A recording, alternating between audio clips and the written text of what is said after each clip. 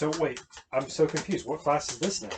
This is Theories of Personality. I'm about to give a presentation. It's only 5 minutes long, and my topic is gullibility, agreeableness, which is a personality trait, thank you, and Buss's evolutionary theory of personality. Hold those cookies. Oh. Can I just eat one? Here, you can have the other half. So, assuming a scam victim is gullible, I am looking at what personality traits make us more or less likely to become victims to scams. Does the Big Five personality trait agreeableness have something to do with it? Does it make a person more gullible if one is more agreeable than the next? Well, I looked at this. First, I'll describe gullibility as a tendency to be easily persuaded that something is real or true. And I'll share my experience with that. Remember at Central Park, Michael, the guy with the bracelets? Yeah. Anyway, a person high on agreeableness is cooperative, polite, trusting, friendly, affectionate, empathetic, and also more likely to be taken advantage of.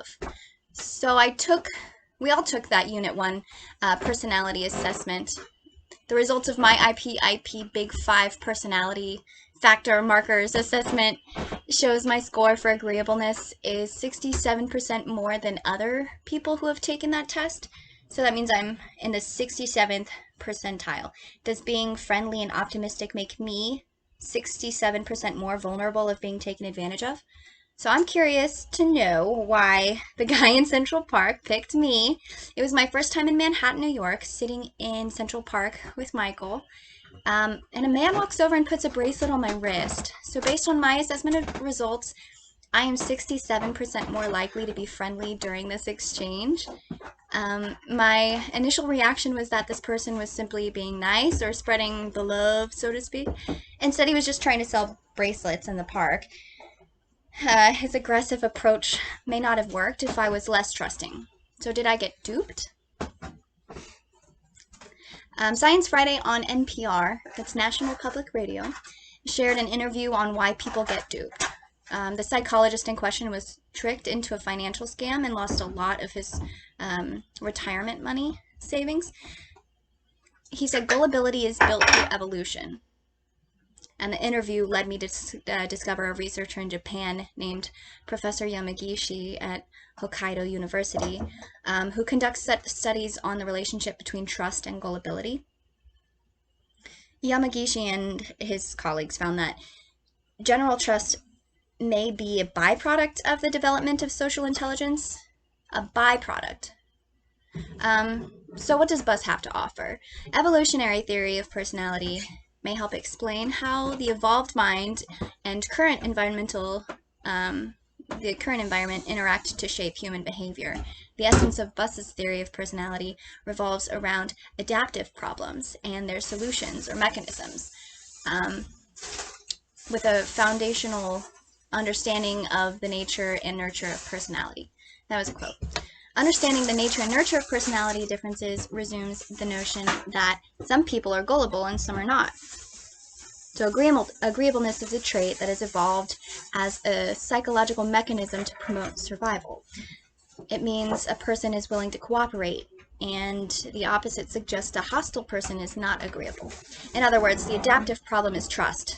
The solution is agreeableness. So let's discuss this. This presentation explores how gullibility relates to agreeableness. In terms of evolutionary theory, gullibility may be either noise or a byproduct of agreeableness. Noise is also known as random effects, occurring when evolution produces random changes in design, but they don't affect the function. My interpretation is that agreeableness is a psychological byproduct, specifically noise, of an adaptation of agreeableness. So what the Greenspan and Yamagishi suggest, their research is, people who are high trusters are generally less gullible and more socially effective. Did I botch that? Anyway, I recorded that video last night. We went on this short little trip during our staycation inside to Perry, Kansas, and we're at this tiny little Airbnb with our dog Sagan. and there's not much privacy, so I'm sorry about the background noise. But again, thank you for watching, and I hope that kind of explained the relationship between what it means to be gullible and what it means to be agreeable. They're not necessarily working on the same wave. So you can be agreeable, but you also don't have to fall victim to a scam. So just what they're arguing is that social intelligence has a lot to do with it. So know your emotions and know what to do in interactions like this. Okay, and that wraps up my presentation. I hope that's like 5 minutes. Great.